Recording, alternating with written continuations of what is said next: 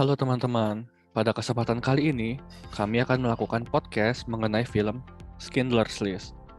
Kami akan membedah film Schindler's List untuk mencari tahu problem etis yang tersirat dalam film tersebut.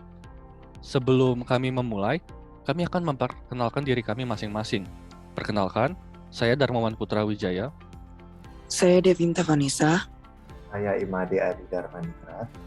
Saya Kenji Nicholas Adinata. Saya Kevin Steven. Dan saya Mario Sutardiman. Nah oke, untuk pertanyaan pertama, kita mau membedah dulu nih ya. Pada film Schindler's List itu apa sih problem etis yang dihadapi oleh Oskar Schindler? Mungkin Kevin dan Kak Mario bisa coba untuk menjawab ya. Oke, terima kasih atas pertanyaannya dari Darmawan. Masalah etika yang dihadapi oleh Oskar Schindler ini dapat dibagi menjadi dua pendekatan, yaitu pertama pendekatan deontologi, dan yang kedua itu adalah pendekatan teologi. Pada pendekatan deontologi, Oskar seharusnya mematuhi perintah pejabat Nazi sebagai warga negara yang baik. Nah, sebagai orang yang bertanggung jawab, karena awalnya dia memiliki niat untuk memasuki partai Nazi dengan tujuan mencari keuntungan. Sedangkan pada pendekatan teologi, Oskar seharusnya menyelamatkan orang Yahudi karena tentara Nazi yang akan membunuh banyak orang Yahudi di camp tersebut. Jadi, Oskar menghadapi dua permasalahan tersebut yang dapat menyebabkan dilema. Baik, Kevin, terima kasih. Kalau dari saya mendapati bahwa ada peristiwa atau problem etis lainnya yang dihadapi oleh Oskar Schindler ini. Sebenarnya masih berhubungan dengan yang baru dijelaskan juga. Jadi pada film tersebut, Oskar memilih untuk menyelamatkan para Yahudi, tetapi dengan cara membeli dan menyogoknya.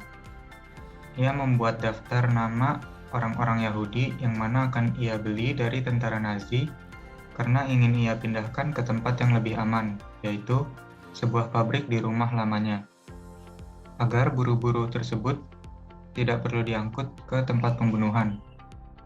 Namun dalam perjalanan, kereta yang mengangkut kaum-kaum perempuan tersebut dibelokkan ke arah kamp konsentrasi Nazi. Kemudian ia harus menyogok perwira Nazi tersebut agar kereta yang mengangkut para perempuan itu diarahkan ke tempat tujuan yang sebenarnya. Nah, memang perbuatan sogok-menyogok ini tidaklah etis. Namun, apakah dapat dibenarkan bila tujuannya untuk menyelamatkan banyak nyawa? Secara Oskar tentu menyadari juga bahwa tindakan ini memiliki risiko yang besar, yaitu bila rahasia ini terbongkar, maka ia akan berada dalam bahaya. Sekian untuk jawaban nomor 1. Silakan untuk lanjut ke nomor 2. Oke, terima kasih Kak Kevin dan Kak Mario. Oke, untuk pertanyaan selanjutnya, bagaimana Schindler memecahkan masalah etis tersebut? Mungkin Kak Didam dan Kak Kenji bisa coba bantu untuk menjawab ya. Oke, terima kasih Kak Dharma. Jadi saya duluan ya, Adi Dharma, menjawab pertanyaan nomor 2. Jadi jika dilihat dari segi problem etis, konflik kepentingan dan konflik kewajiban, memang Oskar Schindler memilih yang kepentingan pribadi, yaitu dengan menolong kaum Yahudi agar bisa bebas dari kekejaman tentara Nazi. Dia melakukan tindakan itu bisa dikatakan dengan membohongi tentara Nazi agar bisa dapat membebaskan orang-orang Yahudi. Selain itu, Schindler juga akan meminta seperti garansi jika pekerja mereka ditembak tentara Nazi ya dengan uang ganti rugi itu. Lalu dari penjelasan tadi kita tahu bahwa tindakan berbohong yang dilakukan oleh Schindler bukan merupakan tindakan yang benar, sehingga masalah yang di antara tentara Nazi dan orang Yahudi tidak bisa diatasi hanya dengan berbohong saja. Melainkan juga Schindler melakukan penyegokan kepada atasan tentara Nazi yang sudah didekati Schindler sejak awal rencananya dalam usaha bisnis pabriknya tersebut. Mungkin bisa dilanjutkan oleh Kak Kenji. Ya, saya akan melanjutkan sedikit. Kita juga bisa lihat bahwa Oscar itu udah yakin ya untuk menyelamatkan orang Yahudi.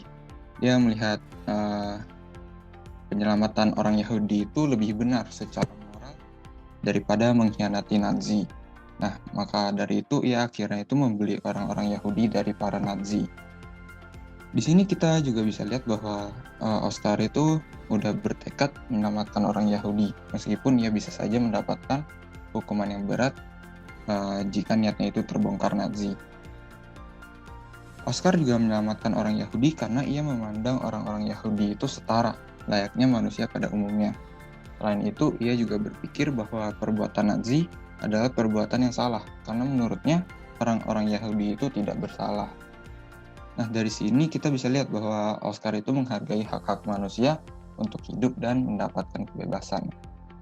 Ya, itu saja jawaban untuk pertanyaan nomor 2. Bisa lanjut ke pertanyaan berikutnya.